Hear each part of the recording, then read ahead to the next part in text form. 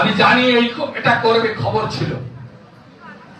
আমি গতকাল গভীর রাতে রাজ্যের রাজ্যপাল সিবি আনন্দ বসু, রাজ্যের মুখ্য সচিব মমতার পা চাটে মনোজ পন্থ, রাজ্যের স্বরাষ্ট্র সচিব ডিজিপি রাজীব কুমার আরেক চাটা, আমি তাদেরকে মেল করে 2021 সালে মহামান্য জাস্টিস রাজাশেখর মান্থার দুটি অর্ডার জানিয়ে সমস্ত তথ্য দিয়ে আমি এসেছি।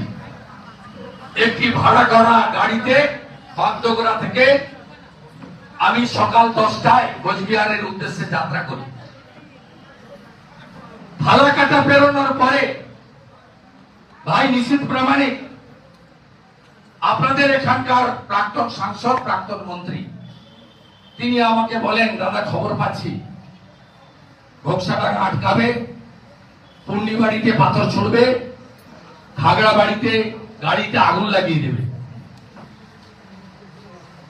আপনি আমার একটা অনুরোধ রাখুন, এই কনভয়ে আমার সিআইএসএফ এর বুলেট প্রুফ গাড়িটা আছে, নেন, পাথর মারলেও আপনি অক্ষত থাকবেন। ভালো কাজে এসেছি, অন্যায়ের প্রতিবাদ করতে এসেছি। মমতাকে হারিয়েছি তাই ওদের এত রাগ। আমি বুলেট প্রুফ গাড়িতে উঠেছি, ঘোকসাডাঙ্গায় সামনে এলো, পুলিশ ঠেলে সরালো, গটাম গেম। অধিকাংশ যা কার্টুন দেখলাম 90% রোহিঙ্গা এবং বাংলাদেশি মুসলমান, যাদেরকে আমরা ভারতবর্ষ থেকে তাড়াতে চাই, ভোটার তালিকা থেকে তাড়াতে চাই।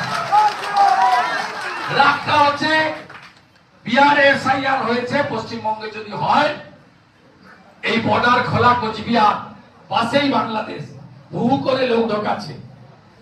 গোটা ভারতে ভোটার বেড়েছে 7%, কোচবিহারে ভোটার বেড়েছে জানেন, সব বিধানসভায় 26%।